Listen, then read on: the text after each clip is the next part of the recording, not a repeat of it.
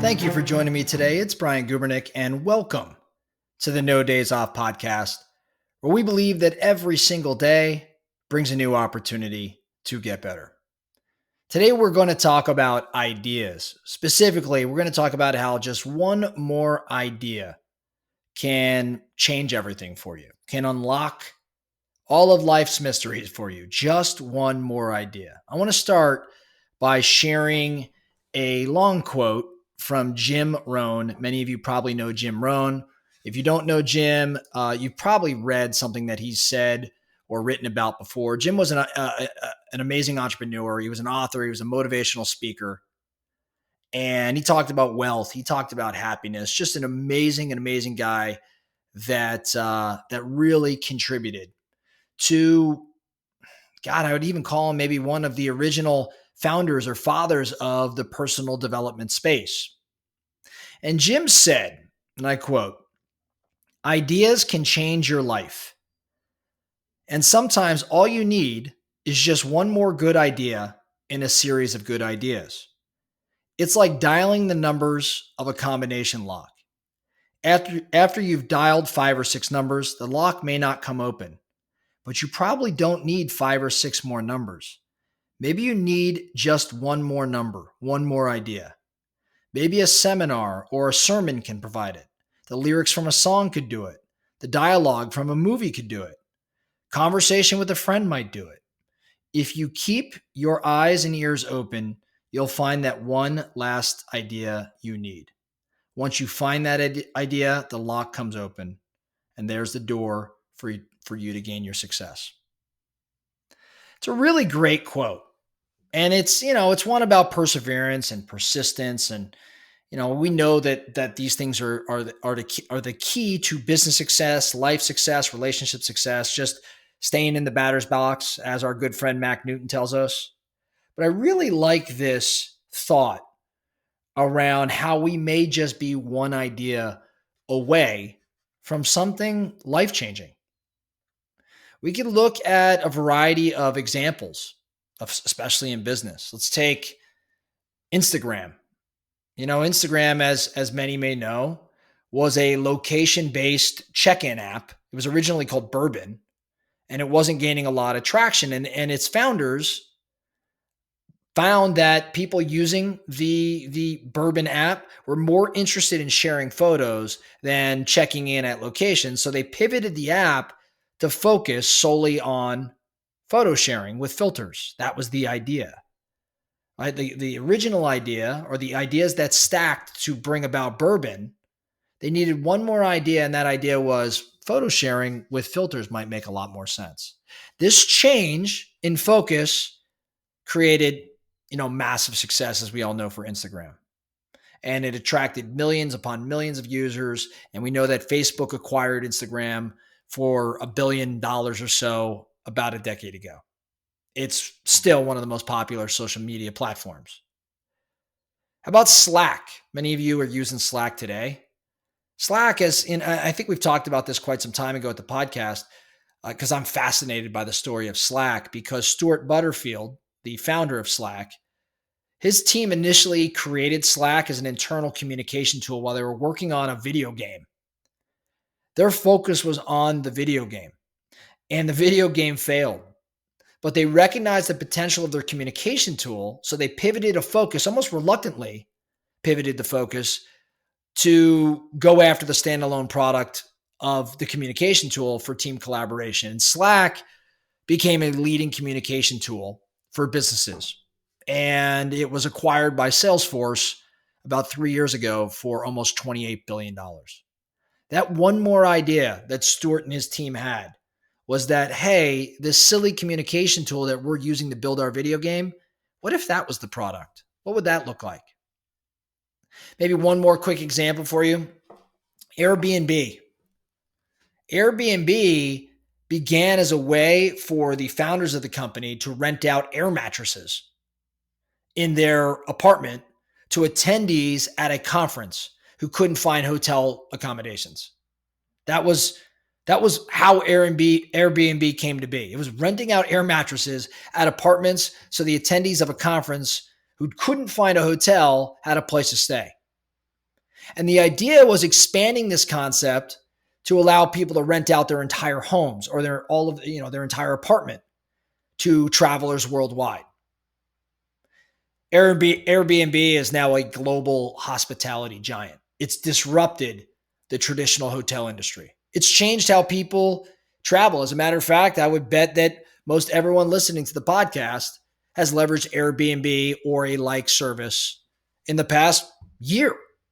That's how much it's changed things. These are all one more idea type of concepts. You are, in fact, one idea away. So the question I'd be asking myself is, if I'm truly one idea away, how do I come up with more ideas? How do I get that spark that changes the trajectory of my business? And I think it starts with what Jim Rohn said, which is being open-minded, your eyes and ears open. It starts with, number one, being curious, asking questions and exploring new perspectives. Constantly ask why or what if or how. We've got to expose ourselves to other subjects and industries and cultures, maybe even things that have nothing to do with what it is we do, but by asking why and what if and how, we create a more diverse knowledge base and more connections that can make for greater ideas. So be a bit more curious, and maybe it sparks an idea. I think you could also engage in different creative exercises. I'm a big fan of having a whiteboard up in front of me and a marker and just staring at it and setting aside time for some free thinking sessions with the focus being to generate as many ideas out of like a brainstorming session.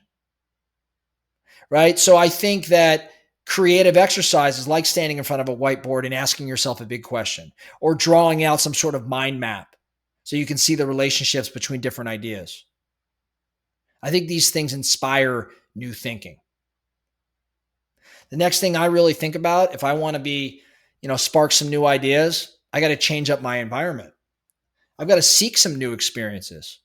Maybe travel somewhere or try something I haven't tried before or work in a different setting. Just changing up the environment can refresh your perspective. It can inspire some new ideas. I also, around environment, might want to surround myself with more creativity. Like, who are the creative people in my world? How do I get around them? Maybe even I know this might sound crazy to some of you, but I don't know, you go to a museum or you see some sort of performance that's outside of the norm for you. It can stimulate some creativity, which leads to some ideas. I also think with respect to changing environment, one thing I do constantly is I go out in the middle of nowhere by myself, especially where it's quiet and I can only be in my head. And I don't go out there and say, gosh, what ideas can I come up with? But I just let my mind calm. And it's funny, like when the noise subsides, the physical noise as well as the noise in my head, I think that's when your wisdom really starts to show up. Next couple things in terms of manufacturing some creativity in order to create some new ideas, I would embrace constraints. What do I mean by that? I would look at the constraints, the obstacles that are standing in my way. Maybe it's timing or maybe it's budget or whatever it may be. Those things can force you to think more creatively because you've got to overcome them. So I look at how can I challenge myself? How can I put myself in a creative environment by having a challenge like a specific goal or time frame. And I've got to be creative with a limited number of resources to solve for it. So I put myself in a position where I'm facing some sort of constraint that I have to embrace. The last thing I'm thinking about in terms of sparking new ideas, being a bit more creative, is practice what I would call divergent thinking. In other words, we got to think in multiple directions. So instead of focusing on one solution, explore as many possibilities you could come up with. Like, don't settle on the first idea. Push yourself to generate more. Right? Like, ask yourself to come up with more, even though you may not feel like you need it. I also think in terms of multiple directions, we talk about inversion. Like, instead of going from start to finish, what if we work from finish to start and work in a different direction? So taking a different perspective or a different angle allows us to see things a little bit differently. And we can take elements from different concepts and we can start to merge them to create something new. And this could potentially lead to innovative solutions and ideas. Now, there are other things I'm sure that you can do in your world to create more ideas.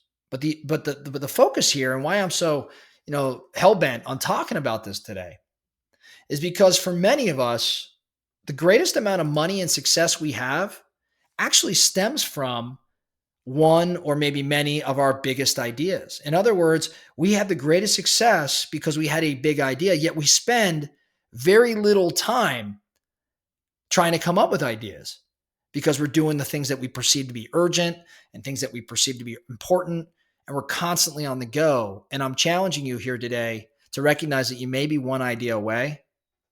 How can you go and generate that idea? Use some of the things I talked about, test it out. I'm sure you've got a couple things in mind. And let that last idea be the code, as Jim Rohn said. Let it unlock things and see where your life goes. That's all I have for you today, the No Days Off podcast. Thank you so much for listening. And remember, every single day brings a new opportunity to get better. So let's get after it.